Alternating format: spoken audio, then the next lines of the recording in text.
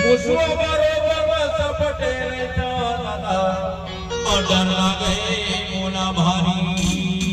हे भगवान मोर मरना हो गे रे नाना अपनी माता गोगी मोर मरना हो गे ना बाबू अपनी माता गोगी मोर मरना हो गे रे नाना अपनी माता गोगी।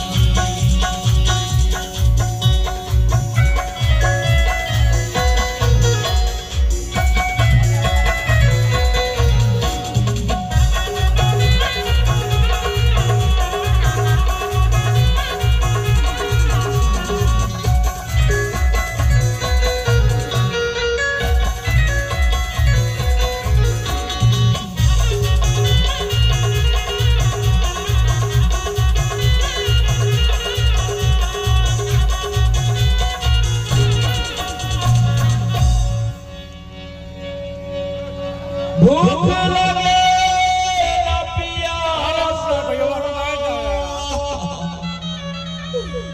भूख लगे ना प्यास मोरा रही जाऊं मैं मयगाय काला बाबा मोर मरना होगे दादा अमोना ये चिंता खाए।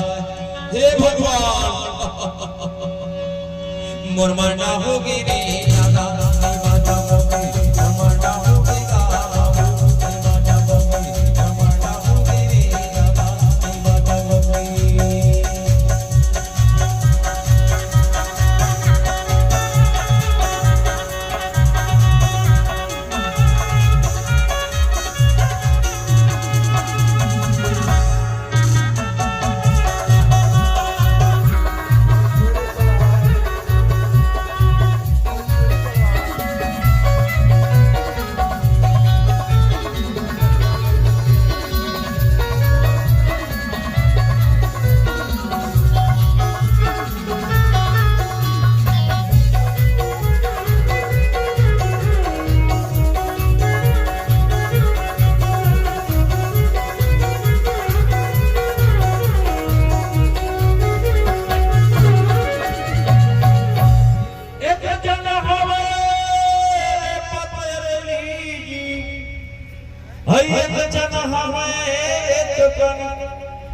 मुटकी एकर बोली भाभा में बम फूटे दादा अमय पे गाय तो दुरिहा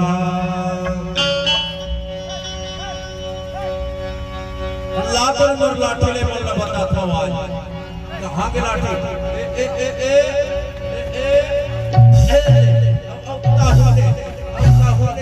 अब ताहुले प्रसाद ए ले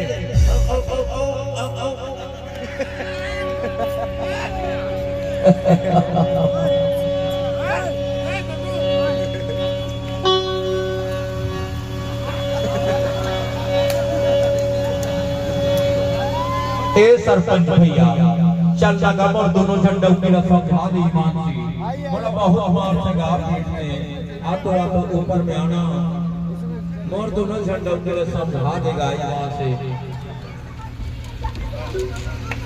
क्या करेंगे।